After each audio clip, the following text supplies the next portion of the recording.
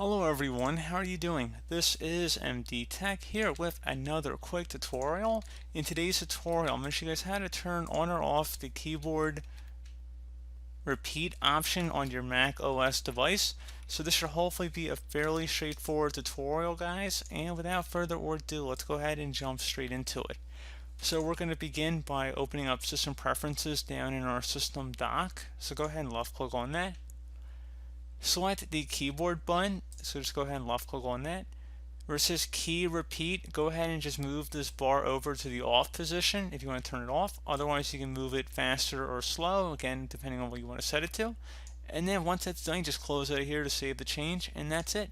So as always, thank you guys for watching this brief tutorial. Do hope I was able to help you out, and I do look forward to catching you all in the next tutorial. Goodbye.